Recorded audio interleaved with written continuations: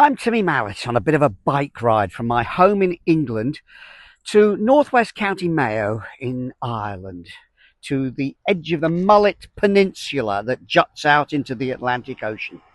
I brought the weather with me today, and that's important because our story is all about the weather forecasting for D-Day and the weather report that came from this lighthouse, Blacksod, that was absolutely key to D-Day. Now, in spring 1944, my mum, aged 29, was working at Supreme Headquarters with Group Captain Stagg on the weather forecasting. And she saw that crucial weather forecast that said there's a ridge of high pressure building over the Azores. It may, just may, give us 12 calmer hours for D-Day to go ahead. It came from here. The weather report was sent that day by Maureen Sweeney, and this is her. This is her grandson, Fergus. Hi, Timmy. So this is such an exciting story. Do show me the report that she sent in. This is Maureen's report card from that night, and these are the numbers that would influence the D-Day planners to go ahead on June the 6th. They're just simple little numbers, but what they show is a ridge of high pressure building over the Azores. That's right, yeah. When she sent that report in, she had a phone call. She did. She had 3 phone calls to me. So a couple of hours after that report goes in, the office telephone rings, and it's a squeaky-voiced English lady. Your mum, Timmy.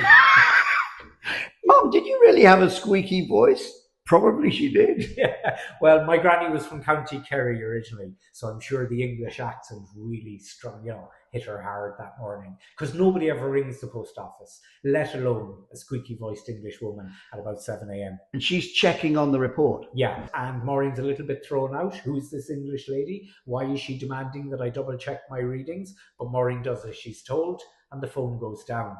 Shortly afterwards, a second phone call from our squeaky-voiced English lady again. Now, Maureen's not impressed.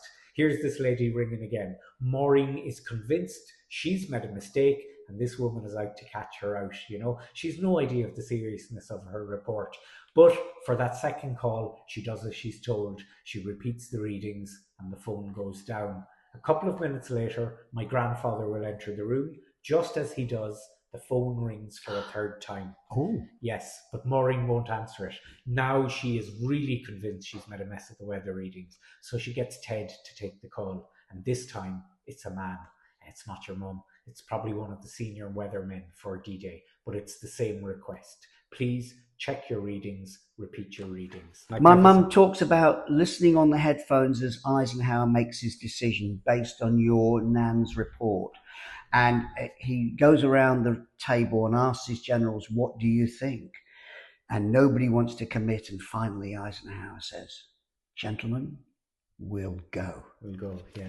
My mum takes off the headphones and she goes, I've just heard history. And your nan and my mum, tiny cogs in a great big wheel. Yeah.